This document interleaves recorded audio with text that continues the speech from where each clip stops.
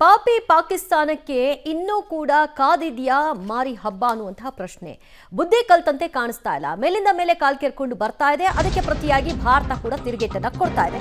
ಭಾರತದ ದಾಳಿಯಿಂದ ಈಗ ಸದ್ಯ ಪಾಕಿಸ್ತಾನ ಕಂಗೆಟ್ಟು ಹೋಗಿದೆ. ನಿನ್ನೆ ತೋರಿಸಿದ್ದು ಬರೀ ಟ್ರೇಲರ್ ಅಷ್ಟೇ. ಭಾರತದ ದಾಳಿಯಿಂದ ಪಾಕಿಸ್ತಾನ ವಿಲವಿಲ್ಲ ನಡುಗಿ ಹೋಗುವಂತಹ ಸನ್ನಿವೇಶಗಳು ಇದು ಜಸ್ಟ್ ಟ್ರೇಲರ್ ಅಷ್ಟೇ. ಮುಂದಿನ ಹಂತಗಳಲ್ಲಿ ದೊಡ್ಡ ಮಟ್ಟಿಗಿನ ಇಂಪ್ಯಾಕ್ಟ್ ಆಗುತ್ತೆ. ಮುಂದೆ ಪಾಕಿಸ್ತಾನಕ್ಕೆ ಬಿಗ್ ಶಾಕ್ ಕಾದಿದ್ಯಾ ಅನ್ನುವಂತಹ ಪ್ರಶ್ನೆ. ಭಾರತ ಕೆಡಕಿದ್ರೆ ಪಿನಾಕ ರಾಕೆಟ್ ಲಾಂಚರ್ ಬಳಕೆ ಮಾಡುವಂತಹ ಸಾಧ್ಯತೆ. 44 ಸೆಕೆಂಡ್ಗಳಲ್ಲಿ 72 ರಾಕೆಟ್ಗಳನ್ನ ಉಡಾಯಿಸಬಹುದಾದಂತಹ ಸಾಮರ್ಥ್ಯ ಪಿನಾಕ್ ಆಗಿದೆ. ಲಾಹೋರ್ ಸರ್ವನಾಶ ಮಾಡೋದಕ್ಕೆ ಜಸ್ಟ್ 30 ಸೆಕೆಂಡ್ಗಳೇ ಸಾಕು. 60 ಕಿಲೋಮೀಟರ್ ದೂರದ ಗುರಿ ಮುಟ್ಟುವಂತಹ ಸಾಮರ್ಥ್ಯವನ್ನ ಪಿನಾಕ ಹೊಂದಿದೆ. ಪಾಪರ್ ಪಾಕಿಸ್ತಾನ ಕಂಪ್ಲೀಟ್ ಆಗಿ ಬರ್ಬಾದ್ ಆಗೋದಕ್ಕೆ ಈಗ ಸಜ್ಜಾದಂತೆ ಕಾಣಿಸ್ತಾ ಇದೆ. ಅದಕ್ಕೆ ಭಾರತ ಕೂಡ ಅಣಿಯಾಗಿದ್ದು ಒಂದು ಪಿನಾಕ ರಾಕೆಟ್ ಅನ್ನ ಬಳಕೆ ಮಾಡಿದ್ರೆ ಇಡೀ ಲಾಹೋರ್ನ ಉಡಾಯಿಸ್ಬಿಡಬಹುದು. ಅದೇ ರೀತಿಯಾಗಿ ಇಡೀ ಪಾಕಿಸ್ತಾನವನ್ನ ಧ್ವಂಸ ಮಾಡಬೇಕು ಅಂದ್ರೆ ಯಾವ ರೀತಿಯಾದಂತಹ ಇಂಪ್ಯಾಕ್ಟ್ ಆಗಬಹುದು ಪಿನಾಕದಿಂದ ಅನ್ನೋದನ್ನ ನೀವು ಗಮನಿಸ್ಕೊಳ್ಳಿ. 44 ಸೆಕೆಂಡ್ಗಳಲ್ಲಿ 72 ರಾಕೆಟ್ಗಳನ್ನ ಉಡಾಯಿಸ್ಬಿಡುತ್ತೆ. ಏಕಕಾಲಕ್ಕೆ ಈ 72 ರಾಕೆಟ್ಗಳು ಒಮ್ಮೆಲೆಗೆ ಹೋಗಿ ಬಿದ್ದಂತಹ ಸಂದರ್ಭದಲ್ಲಿ ಆಗುವಂತಹ ಪರಿಣಾಮಗಳು, ಅದನ್ನ ತಡೆಯುವಂತಹ ಶಕ್ತಿಯೂ ಕೂಡ ಪಾಕಿಸ್ತಾನದ ಸೇನೆಯ ಬಳಿ ಇಲ್ಲ. ಹೀಗಾಗಲೇ ಅದಕ್ಕೆ ಪ್ರೂವ್ ಕೂಡ ಆಗೋಗಿದೆ. ಬಹಳಷ್ಟು ಮಿಸೈಲ್ಗಳು, ಡ್ರೋನ್ಗಳನ್ನು ಬಿಟ್ಟಂತಹ ಸಂದರ್ಭದಲ್ಲಿ ಅದನ್ನು ಫೇಸ್ ಮಾಡಲಿಕ್ಕಾಗದೆ ಒಂದಷ್ಟು ಅವರ ಪ್ರದೇಶಗಳು ಧ್ವಂಸ ಆಗಿರೋದ್ರ ಪಿಕ್ಚರ್ಸ್ಗಳನ್ನ ಕೂಡ ನಾವು ನೋಡಿದ್ದೀವಿ. ಈಗ ಪಿನಾಕ ರಾಕೆಟ್ ಅನ್ನು ಏನಾದರೂ ಬಿಟ್ಟರೆ ಅದನ್ನು ತಡೆಯುವಂತಹ ಸಾಮರ್ಥ್ಯ ಪಾಕಿಸ್ತಾನಕ್ಕೆ ಇದೆಯಾ? ಮತ್ತು ಪಿನಾಕ ಆಗಿರುವಂತಹ ಶಕ್ತಿ ಸಾಮರ್ಥ್ಯ ಯಾವ ರೀತಿಯಾಗಿ ಅಲ್ಲೆಲ್ಲ ಸರ್ವನಾಶ ಮಾಡಬಹುದು ಅನ್ನೋದಕ್ಕೆ ಸಂಬಂಧಪಟ್ಟ ಹಾಗೆ ಡೀಟೇಲ್ಸ್.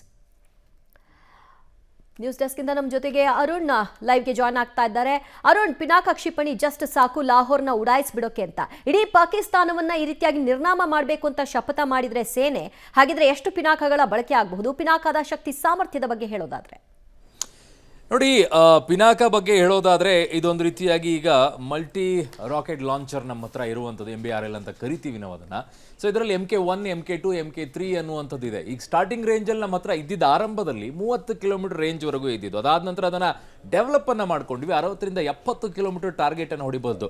ಬಟ್ ಇನ್ನೊಂದು ಡೆವಲಪ್ ಆಗ್ತಾ ಇದೆ, ಅದು 120ರಿಂದ 300 ಕಿಲೋಮೀಟರ್ಗೂ ಕೂಡ ಹೊಡೆಯುವಂಥ ಸಾಮರ್ಥ್ಯವನ್ನ ಪಿನಾಕ ಹೊಂದಿದೆ. ಬಟ್ ಇನ್ನೂ ಕೂಡ ಅದು ಆಫಿಷಿಯಲ್ ಆಗಿ ಇಲ್ಲ, ಇನ್ನು ಸರ್ವಿಸಲ್ಲಿ ಇಲ್ಲ ಅದು. ಸೊ ಈಗ ಸದ್ಯಕ್ಕೆ ನಮ್ಮ ಬಳಿ ಇರುವಂಥ ಕೆಪಾಸಿಟಿ 70ರಿಂದ 80 ಕಿಲೋಮೀಟರ್ವರೆಗೂ ಕೂಡ ರೇಂಜಲ್ಲಿ ಹೊಡೆಯುವಂಥ ಸಾಮರ್ಥ್ಯವನ್ನು ಹೊಂದಿರುವಂಥ ಪಿನಾಕ ಇದೆ. ಇದು ಯಾವ ರೀತಿಯಲ್ಲಿ ಹೊಡೆಯುತ್ತೆ ಅಂತಂದರೆ ದಿವ್ಯಾ, 44 ಸೆಕೆಂಡಿಗೆ 12 ಮಿಸೈಲ್ಸ್ಗಳನ್ನು ಏಕಬಾರಿ ಹೊಡೆದುವಂಥ ಸಾಮರ್ಥ್ಯ ಇದೆ. 44 ಸೆಕೆಂಡ್ಗೆ ಜಸ್ಟ್ ಇಮ್ಯಾಜಿನ್ ಯಾವ ರೀತಿಯಾಗಿ ಇರುತ್ತೆ, ಏಟುಗಳು ಯಾವ ರೀತಿಯಾಗಿ ಹೊಡೆಯುತ್ತೆ ಅಂಥೇಳಿ ಪಿನಾಕ. ಇದು ಒಂದು ರೀತಿಯಾಗಿ ದೊಡ್ಡ ಶಕ್ತಿ. ಬಟ್ ಇದಕ್ಕೆ ತಕ್ಕಂತೆ ಈಗ ಫ್ರಾನ್ಸ್ ಕೂಡ ನಮ್ಮ ಹತ್ರ ಕೇಳ್ತಾ ಇರುವಂಥದ್ದು ಇದು ಬೇಕು ಅಂತ ಹೇಳಿ. ಯಾಕೆಂತಂದ್ರೆ ಅಷ್ಟು ಅಡ್ವಾನ್ಸ್ಡ್ ಆಗಿರುವಂಥದ್ದು. ಈಗ ಹೊಸ ಅದನ್ನ DRDO, ಈ ನಮ್ಮ ಆತ್ಮನಿರ್ಭರ್ ಭಾರತ ಏನಿದೆ ಅದರ ಅಡಿಯಲ್ಲಿ ಇದನ್ನ ಹೆಚ್ಚಿನ ರೀತಿಯಲ್ಲಿ ಅಪ್ಗ್ರೇಡ್ ಅನ್ನ ಮಾಡಿರುವಂಥದ್ದು.